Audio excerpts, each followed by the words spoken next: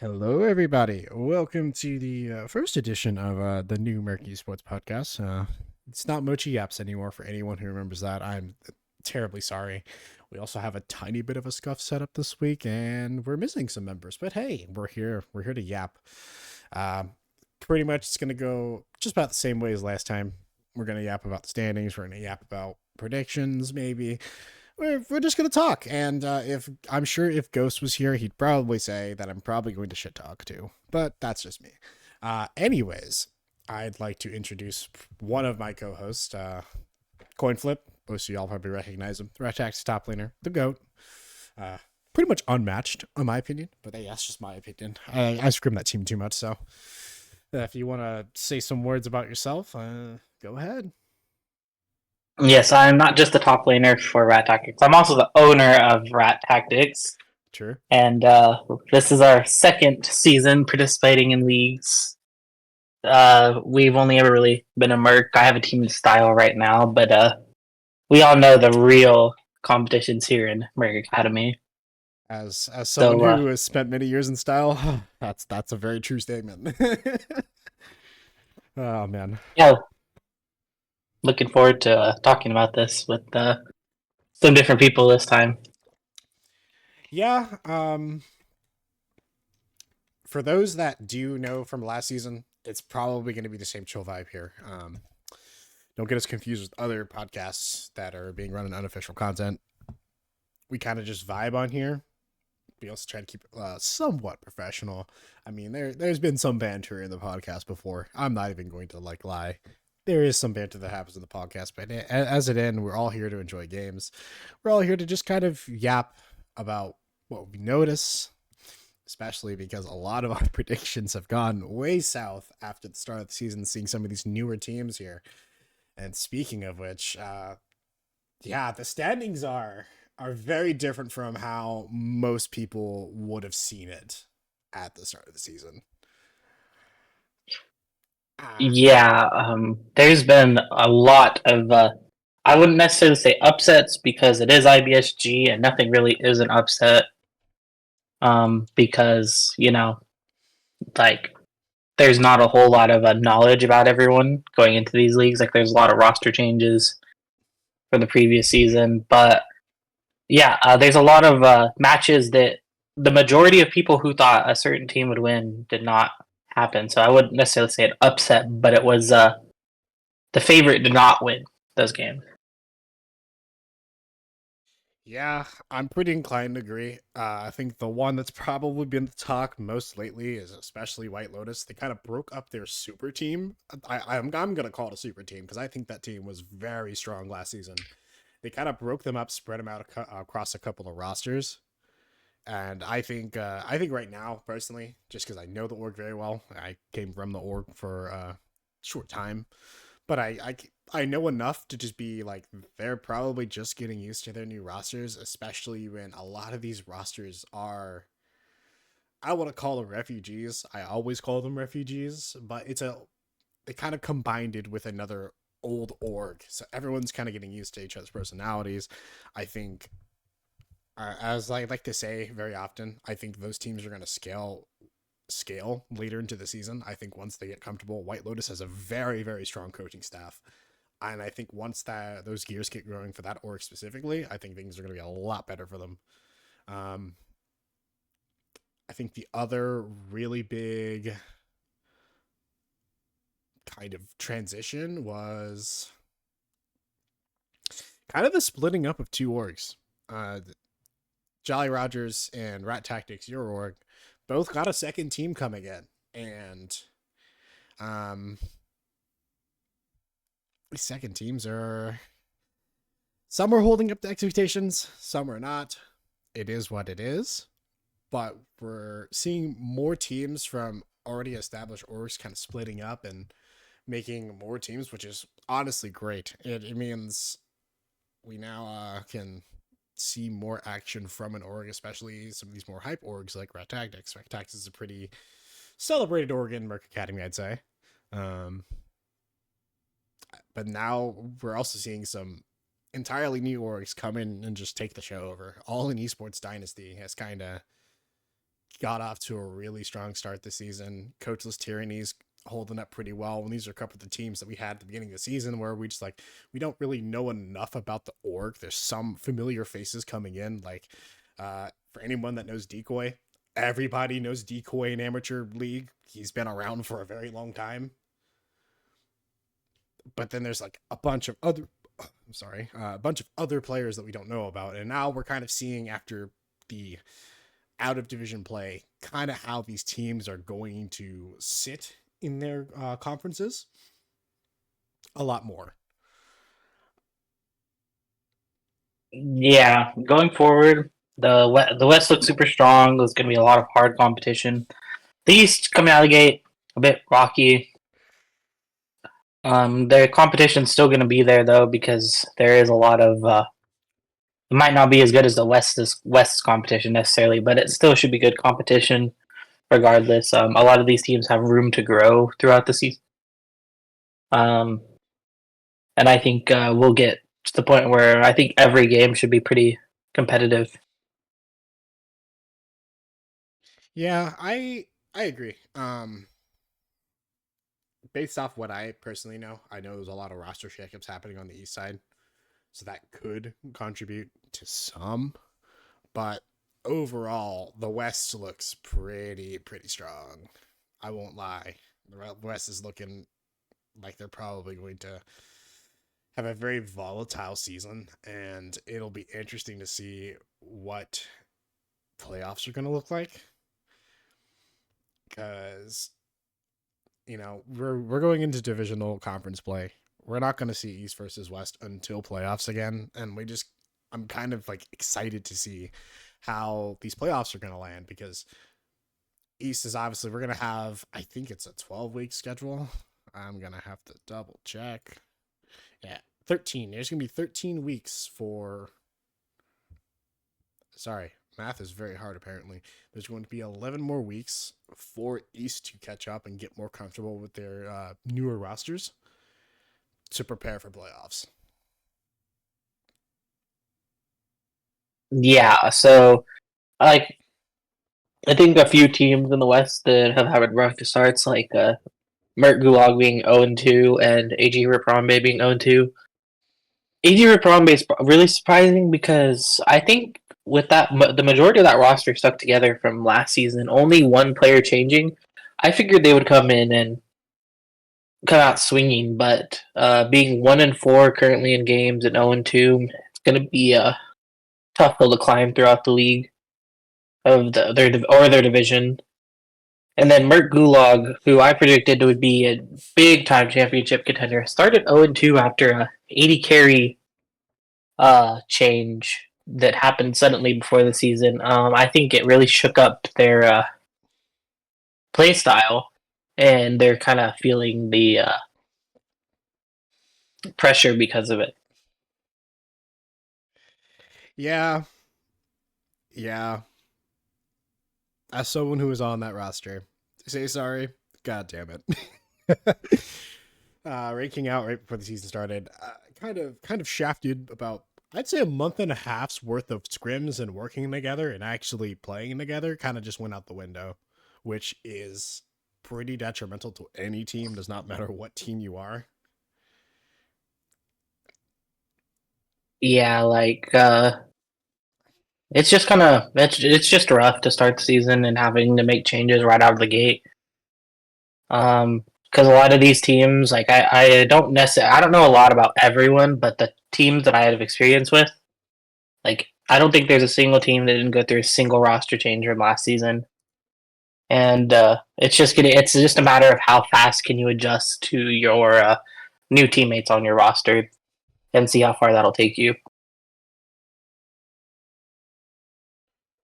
So, yeah, I think you're pretty much right. I know Ghost Crew returning team, they got a new jungler, new mid, new AD, new support. Um, like I already mentioned, White Lotus broke up their super team and spread them across multiple teams. So essentially every single roster on there is different. Um, Gulag being old Merkini Force, I believe, if I'm not crazy, only two of us stayed on the team. That'd be Murk and and I went through a role swap for kind of obvious reasons. I role swapped to ADC, as you know. Uh, what other team? You guys got any support on Rat Tactics And the new AD carry. and the new AD carry? Merge only came into the picture, I think, 2 weeks before. We were splitting time between him and Burbs because we didn't know when Burbs was going to rank out, and then eventually Burbs did rank out. So, yeah, that was good for him. Sucks for us kind of moment. DP Knights isn't even actually one of the old DP rosters. It is technically a new roster. No, AG no, the majority together pretty well. The majority of DP Knights was on the original version of Phoenix Fire last season, before the implosion. I think. Let me look. Ace, Jimmy McElroy, and I think Chaz Michael were all on that Dropping Point Phoenix Fire roster. I only remember Ace, and I'm gonna be honest, it's because of the only reason is it's funny is that it's the preseason rankings from last year where I think Ace was like one spot above me on the list. Ah man. Yeah. But yeah, I think that pretty much just a new fucking roster at this point too. Who'd you say? Rivals. Oh yeah, Rivals. Oh, they kept 3 too. They kept their bot side Husky, Sauce, and Nicholas are all returning with a new top side, and then the jungler Uchi did play for them last season, just only a few games as a sub for the time between the I don't remember who they're the Foos incident. Oh no! And then when the Gank joined. Speaking of Gank, Gank not returning for season 3. He's on the bench off for Rivals, I'm pretty sure. The guy still owes me $50, bro. God. Yeah, he's gonna die with that $50. Yeah, I know. It's gonna be so sad too. Yeah, so the standings are pretty set after the first 2 weeks. I believe almost every single game has been played. I think there's only a few outliers that haven't been played yet, which are scheduled soon. Yeah, I think everything in the week 2 column has been scheduled. I know the week 1 game that hasn't been played has been postponed for a while till I think Paradox Haze's bye week. I think it's week 9 if I'm not mistaken. I know that's because they had like a game the day before the previous roster that was there exploded.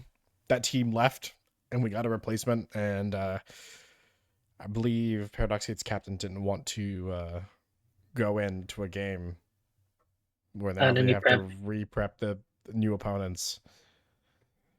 Which I can understand why. But at the same time, how much prep do you actually have to do? That's just my opinion. Yeah, prep is just depends from team to team. Like some teams probably do way more prep than others, but at the same time, I mean, how much can you really prep? How much can you actually prep a week 1 game with against teams you've never seen before? Is like kind of like the thing. Yeah, because looking at like solo queue, it's like cool. You could prep certain things than solo queue, but like I would never play Ornn in solo queue. But if I needed to play Ornn in Murk, I would play Ornn in Murk because it's better for the team comp and certain things like that. Like it's like a lot of these people are gonna go play solo queue and play stuff that they wouldn't play in Murk because it's easier to win on certain champions in solo queue. Yeah, I had a scrim with the Hyperion roster for BLL Gold, and like we didn't see like Yorick jungle at all on this jungler's match history at all, and then suddenly this guy whips out Yorick jungle just because it works for what they wanted. It's like, how much can you really prep? But I can understand it is pretty frustrating to see all your prep go down the drain a week before. That's before the game schedule. That definitely is a tilter. Because it's like, if you really did do your research and like, yeah, say you found this team's games from another like league and you found those games and now that just went down, that would feel bad. That would be actually pretty tilting. But it is what it is. I think there's only 4 games. Three are scheduled. One's been postponed to week 9. We look towards week 3, which is actually the start of where these games are now mattering for playoffs. Which, looking at this first week for it, kind of a volatile week. I'm not gonna lie. I think Yeah, in the East specifically, I think most of these games are going to be close. I think it's a really close weekend on the East side, where West, Jolly Rogers versus Paradox Eights. Jolly Rogers' Ghost Crew's kind of been farming everybody. A really good game out of that West side though is going to be Coachless Tyranny over Soul Oasis. I think that's going to be a really good game to watch. We have TD Phoenix yeah, versus Korean Rejects, Elegee versus Rivals, and then 4G Sports Vanguard versus Azalea. East side looking pretty volatile. I like it. yeah. A few teams are gonna in the West are gonna situate themselves at the top and prove that they deserve to be there, and then a couple teams will probably start losing some games because they've had two pretty easy schedules going in. I think they But have 4 teams with 2 wins and 2-0. Yeah, yeah, teams are gonna start proving where they're supposed to be as they start playing against their divisional opponents. Because at the end of the day, your division could be good, your division could be bad, but at the same time, your division is still your division, and winning it, regardless of how good or bad of the competition, is the way to make the playoffs and put yourself in the best spot to get a run to finals. yep. I think like last year, we especially saw there are a lot of teams who did really, really good and dropped some divisional games and either missed playoffs or almost missed playoffs because of it. Yeah, we didn't have like 3 of the rosters in the West last season. We're not locked for playoffs until the last week of the season. I think it was only Jolly Rogers was locked in playoffs. I think it was like Phoenix Fire, Rivals, and SSMR were still contesting spots by that last week. Yeah, and White Lotus, I think there was a random situation where if it perfectly happened, they wouldn't make it. Too, it was kind of crazy. Yeah, imagine your playoffs situation relying on if Murk Union Force makes an upset. That's that's a situation to be in. Yeah, that was a crazy one. But yeah, I think for this week there's going to be a lot of solidifying games, which will lock teams into certain spots. I also think the And East is going to be a bloodbath where we're actually going to see probably a pretty heavy standings changing depending on how these East games goes. yeah, with a lot of teams not having any wins in the East, it'll be drastically standing changing for a single win in week 3.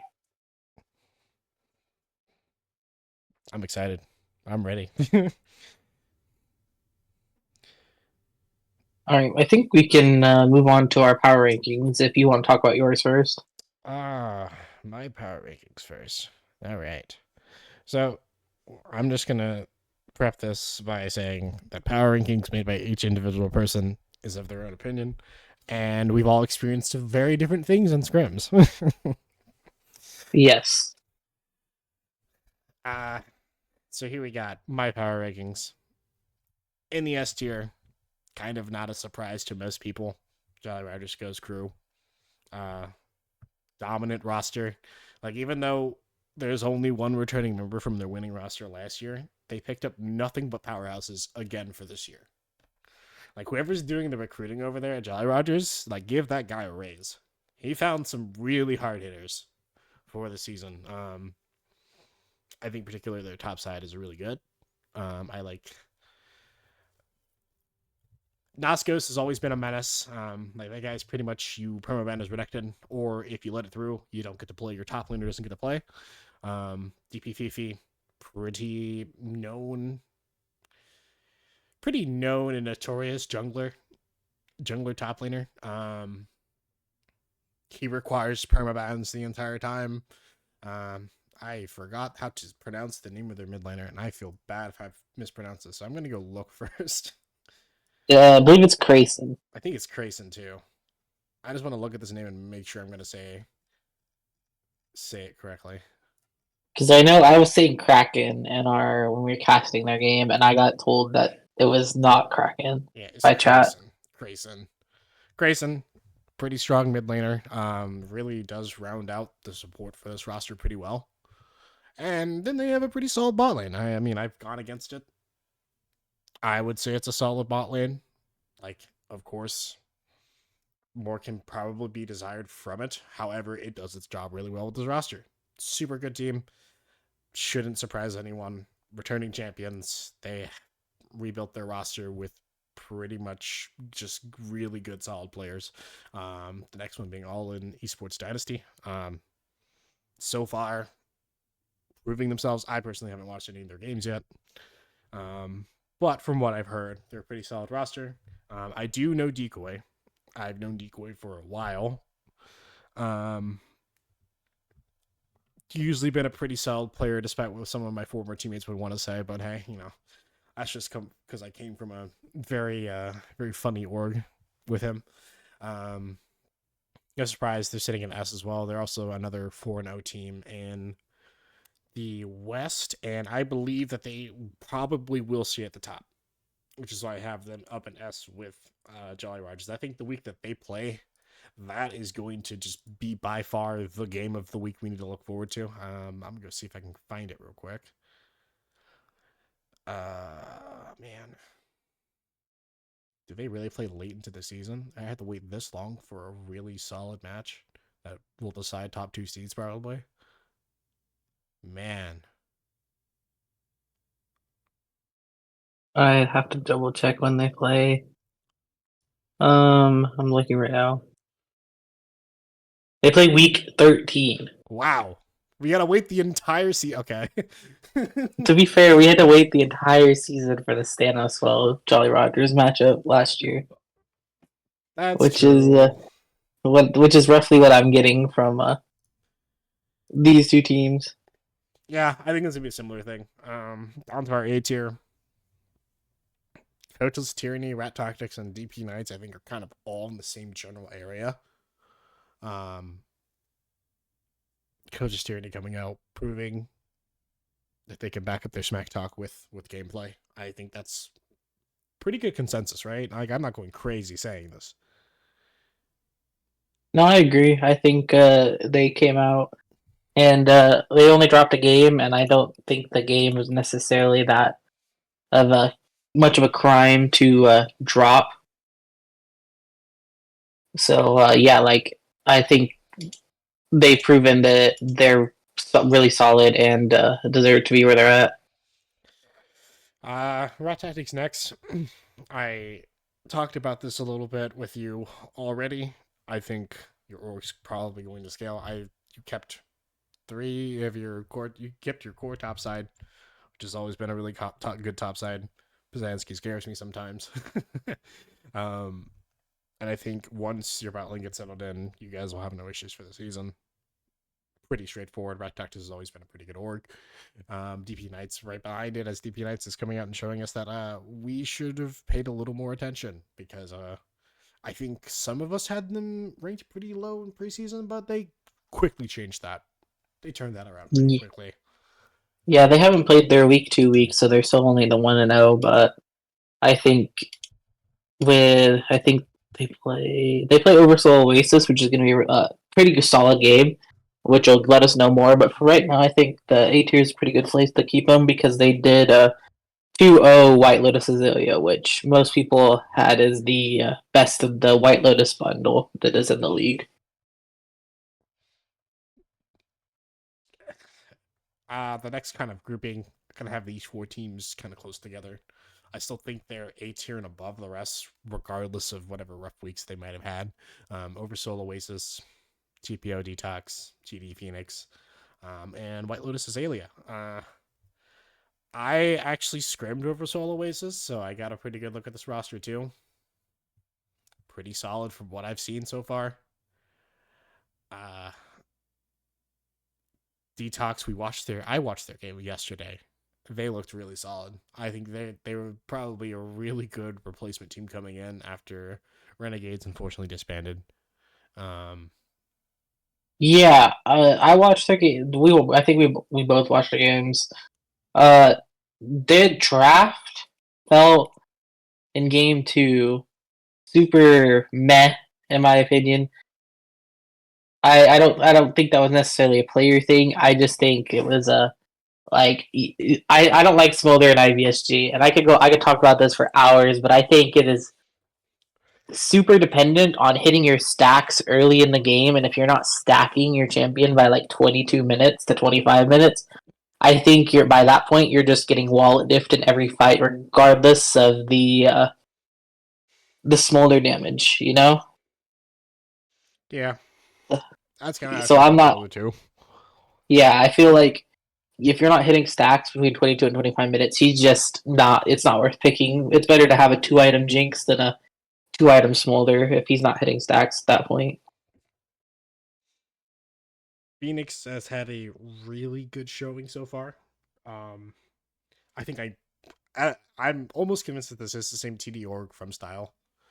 And back in the Style, I never really batted an eye to this org until I saw this team. This team has been cooking so far. They have a really solid roster, pretty consistent across the board. I haven't really noticed a hole in it yet. And then Azalea, which we pretty much almost unanimously agree that this is the best White Lotus team. Having Ray as a core part of that roster, and if you've ever laned against Ray, it's not fun. And he's pretty good at transitioning leads. Down to our B tier.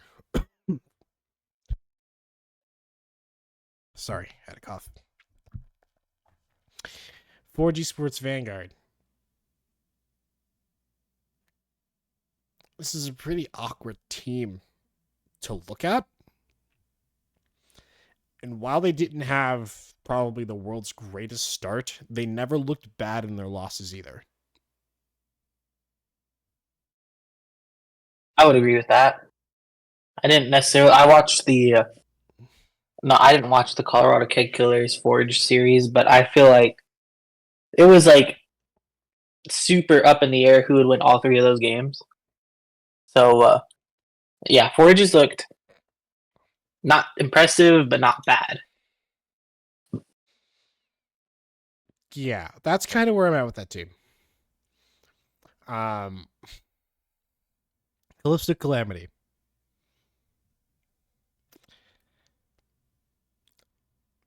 They got a game off GRGC, I believe? No, JRGC 2-0'd them. They 2-0'd them? Am I crazy? You are crazy. I am crazy. It is what it is. They still looked solid even in those losses. Even in the losses with JRDC, it looked like it was a close game because it did not have a lot of kills. I also scrimmed this team, but I scrimmed their old roster. They've since changed mid laners, I'm pretty sure. I think it was still Liar mid when I last scrimmed them. I think the roster, I think it was Liar. I think the roster looks a lot better now. It was Liar when we scrimmed them too. Yeah. Now they have, I forget their name. Buckby. And I've never played against Buckby, so I couldn't tell you anything about him or them. But yeah, like I just have Void gave me a super good impression in the scrim that we played against him. He's definitely a carry top laner though, so yeah, it'll be interesting to see how that translates into pretty much what has always been our very bot side heavy IBSG. but I can still see it working. There are a couple of teams that have always played on the top sides and made it work. SSMR last year did pretty heavily through, I think, both iterations of the roster. They played mostly through top side, and it worked out for them. Rivals. I don't want to be the one to say it, but the fall off of the old roster coming to this one was pretty hard, but I don't think they're bad still. I think they're still going to sit in the same exact spot where they were last season, where they're this underdog team that if you are sleeping on them, you can get beat pretty hard very quickly. Rivals has always been one of those orgs where if you sleep on them, they will punish you for sleeping on them. They maintain their bot side, had the sub jungler in from last season, now starting over there. I think they'll be pretty fine. I think that they could contend playoffs if teams aren't taking them seriously. Oh yeah, 100%. I think JFK had a really impressive first game. Like he showed he could get a lot of kills, 30, and 30 kills is pretty crazy. yeah, especially for a top laner. Yeah, I believe. I think he's still a kill leader for the league. Yeah. Sure, maybe kills per game, but No, he got surpassed, but I think they've only played one series, and he barely got passed by another top laner who's played 2 series. Pretty crazy statistic. Yeah, like the people who are now past him have played 2 series, and he's only had 1. So high kill top laner. They're definitely playing top side. I don't see why they wouldn't. Kind of a standard rivals thing, to be honest. Don't sleep on them. They'll punish you for it. AG Rip Harambe. Kind of a rough start. They did keep most of the roster. They only changed their top laner to Hemo, right? I think it was Hemo. yeah, that was the only change. They changed top laners to Hemo Mage Wonderland. Kind of a rough start, but this team's kind of like rivals where they will punish you for sleeping on them, but to a less volatile degree, I think. Gulag.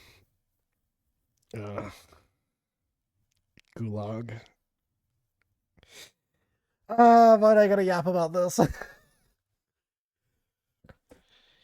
Yeah. It's kind of just middle of the pack for right now. The Did roster you see my changes. message? No, I did not.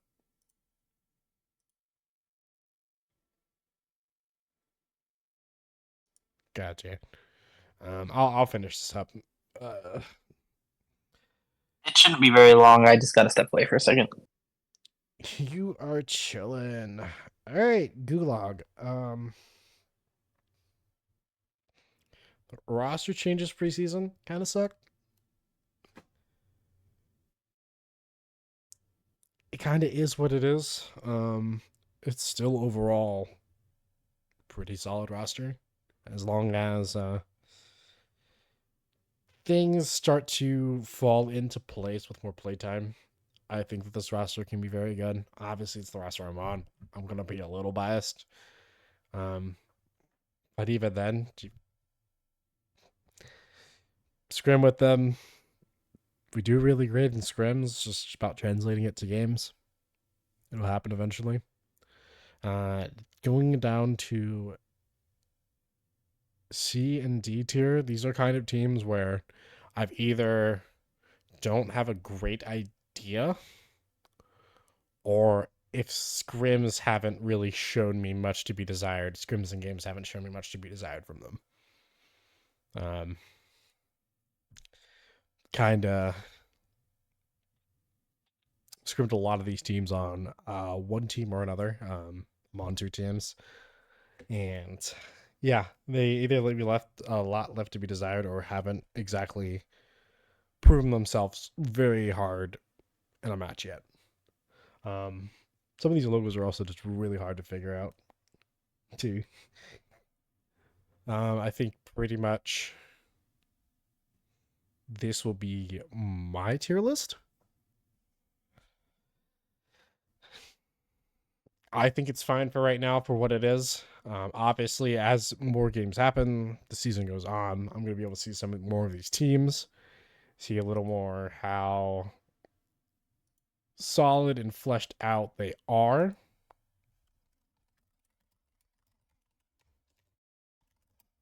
And I'm just excited for the season to go. I do think that some of these teams have some pretty volatile schedules.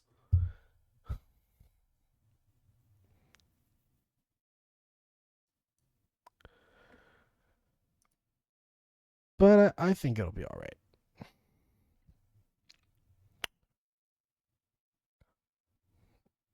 Gonna take a quick break and we'll get over to coin flip series. Well, and here we are back. And I think for now, that's probably going to be all we have for this week. Kind of I mentioned in the beginning of the podcast, we're missing some supposed to be usual guests. I think Ghost is probably still under the weather, so it is what it is. But thank you guys. We're gonna get this posted, and we will see you guys next week, hopefully live. The plan is for this to be a live podcast normally. Usually probably gonna be Sundays at 4, I would assume. And we just had some prep issues this week. My hands were full with other business. And I believe you get off of work, right?